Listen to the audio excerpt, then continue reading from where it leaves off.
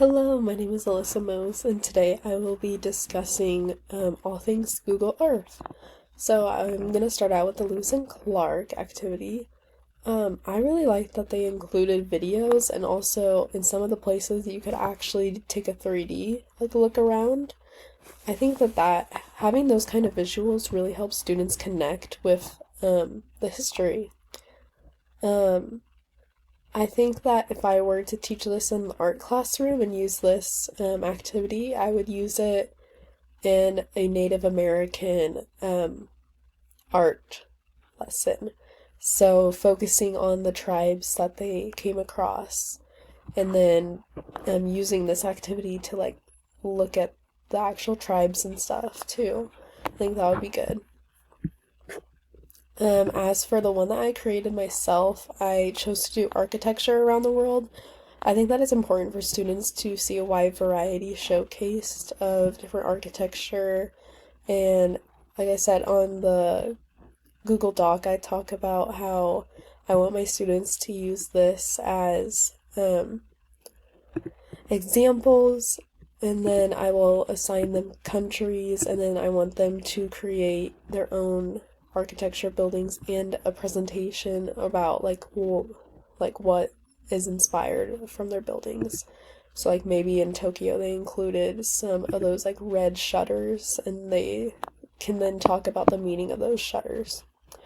So the first one that I picked was Times Square because this is more of a modern type of building. You'll see these obviously in different countries too, but I feel like Times Square is just such a different environment.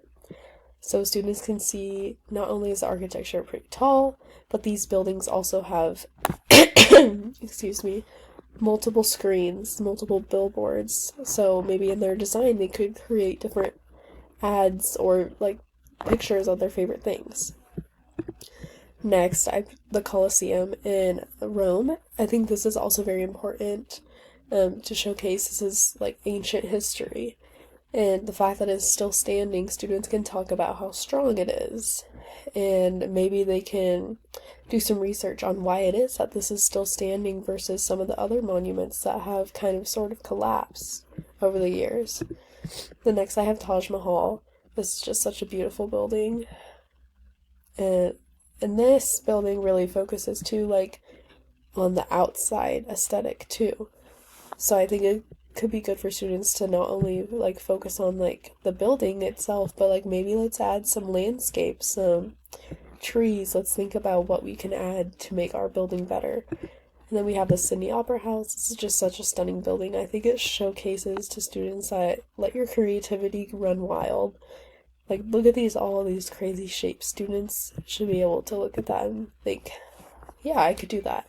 Pyramids, example of creativity with tombs. Eiffel Tower, Athens. I just want them to look around in the city. The city is just so beautiful. And then the Hagia Sophia. Oh, such a beautiful mosque. And I think that people should totally check out the history too, because it used to be a Catholic church, and then when it became a mosque they added these little towers, and then they need to check out that it also I don't know if it is a museum now.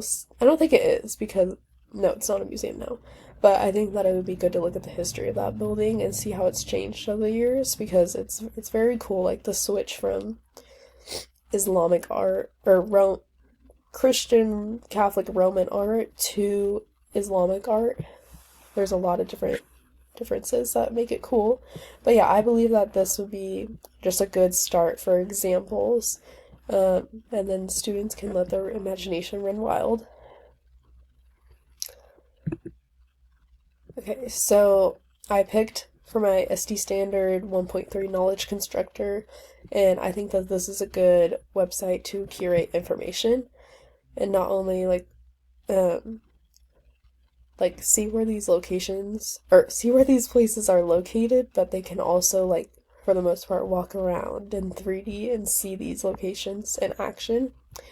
So that is my SD standard. And then to go along with it, I chose middle school And students will examine the significance of art in contemporary historical and cultural context in art and life.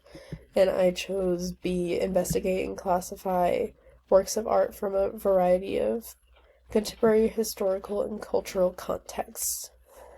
So yeah, that is everything I learned to Google Earth.